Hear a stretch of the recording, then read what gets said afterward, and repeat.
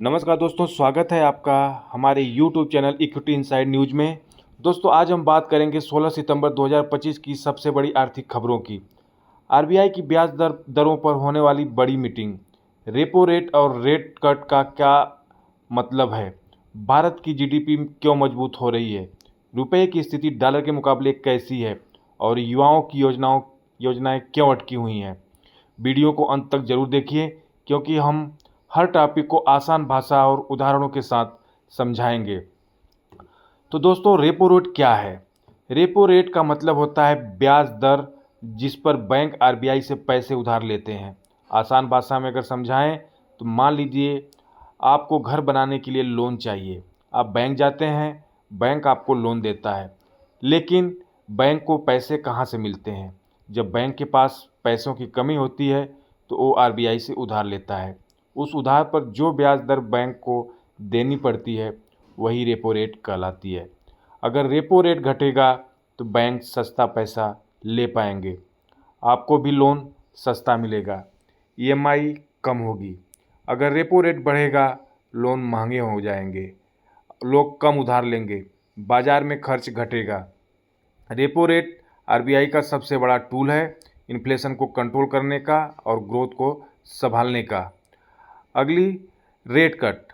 Rate cut का असर। अभी मॉर्गन स्टैनली ने अनुमान लगाया है कि आरबीआई इस साल अक्टूबर और दिसंबर में 2 बार रेपो रेट घटा सकता है। इस बार 25 बेसिस पॉइंट्स या 0.01%, यानी 25 बेसिस पॉइंट 0.25%। अगर रेपो रेट 6.5% है और आरबीआई 0.25% घटाता है तो यह 6.25% हो जाएगा। इसका असर कहाँ होगा? Home loan, car loan, EMI कम होगी। उदाहरण, 20 लाख का होम लोन 20 साल की अवधि, ब्याज दर 9% से 8.7% हुआ। ईएमआई हर महीने 300 से 400 रुपये कम हुई। कंपनियां सस्ता कर्ज दे लेंगी, नई फैक्ट्री, नई मशीनों में निवेश करेंगी, रोजगार बढ़ सकता है। फिक्स डिपॉजिट और बचत करने वालों पर इसका अच्छा असर पड़ेगा। ब्याज दरें घटेंगी जो फिक्स डिपॉजिट लिए होंगे या किए होंगे। एफडी पर कम रिटर्न मिलेगा, बुजुर्ग वर्ग पर असर पड़ेगा। और स्टॉक मार्केट पे इसका क्या असर पड़ेगा? रेट कट से लिक्विडिटी बढ़ती है, लोग ज़्यादा निवेश करते हैं, शेयर बाजार में तेज़ी आती है। अगला, इन्फ्लेशन और रेपो रेट का रिश्ता। इन्फ्लेशन, महंगाई। आरबीआई जब देखता है कि महंगाई बहुत ज़्यादा है तो रेपो रेट बढ़ाता है। लोग कम कर्ज लेते हैं, खर्च घटता है और डिमांड कम होती है, कीमतें नीचे आती हैं। जब महंगाई कंट्रोल में होती है, आरबीआई दरें घटा सकता है, लोग ज़्यादा खर्च करेंगे, अर्थव्यवस्था तेज होगी।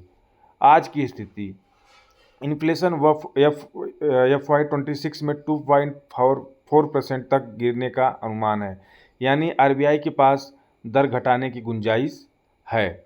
रुपये और डॉलर की कहानी। आज रुपया डॉलर के मुकाबले मजबूत हुआ है, क्योंकि उम्मीद है कि अमेरिका का फेडरल रिजर्व भी अपनी ब्याज दरें घटाएगा। अगर फेड दरें घटाता है तो डॉलर कमज़ोर होगा, रुपया मजबूत होगा। भारत के लिए तेल, सोना और आयात सस्ते होंगे।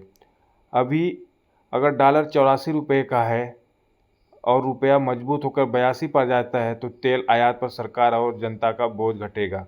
फिलहाल अभी जो डॉलर की कीमत है वो 88 रुपये। मैं एक एग्जाम्पल दे रहा हूँ। जीडीपी ग्रोथ और भारत की अर्थव्यवस्था।